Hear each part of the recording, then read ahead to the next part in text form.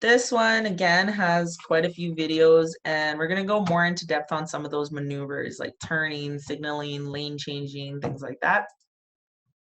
Oh, we're going to talk about intersections and the right of way. So many of you have probably heard the term right of way, but some people forget what the right of way means, or they use it all the time. They're like, I had the right of way, or I was there first.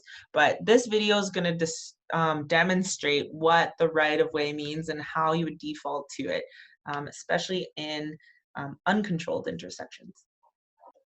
Since there are no traffic lights or stop signs,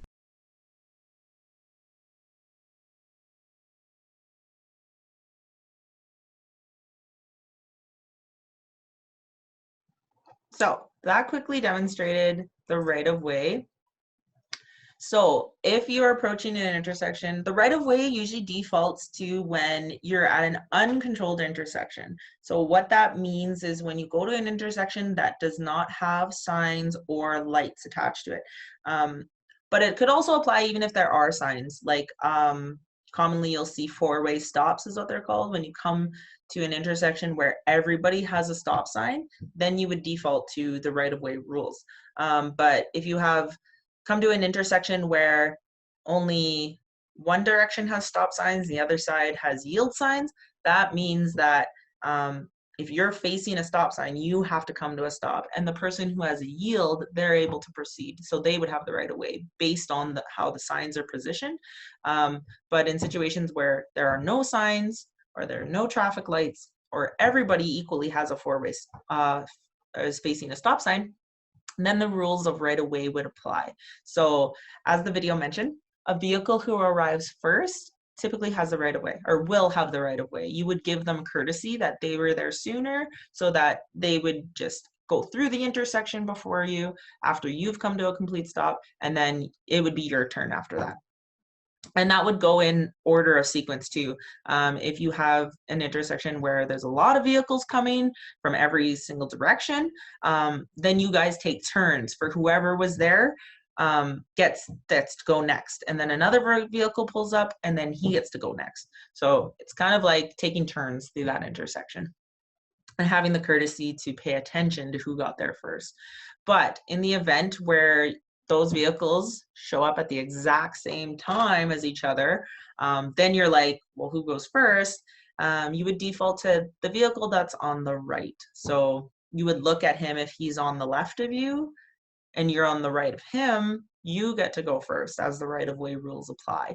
But like the video said, don't assume that they're not going to go. Sometimes they may not have been paying attention, or say they thought they got there a second before you, something like that. So if you're going to go ahead and take the right of way, just make sure that those other vehicles are aware that you're moving and that they fully stop, so that you guys are both not entering the intersection at the same time.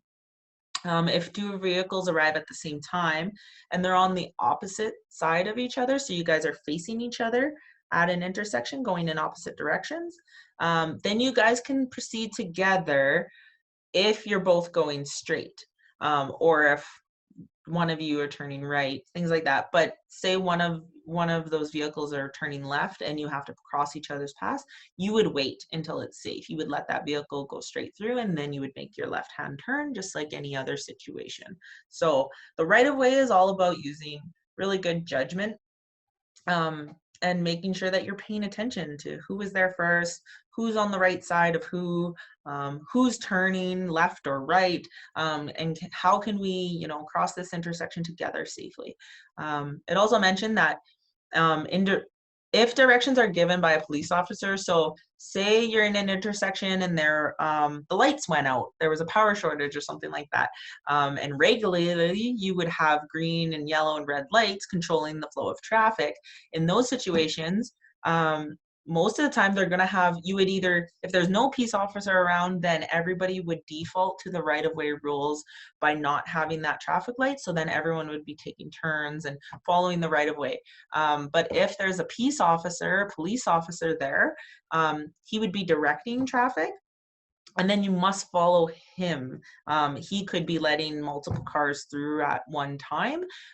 So you wouldn't just be like waiting for your turn. You would be paying attention to that peace officer and default to what he's directing traffic to do.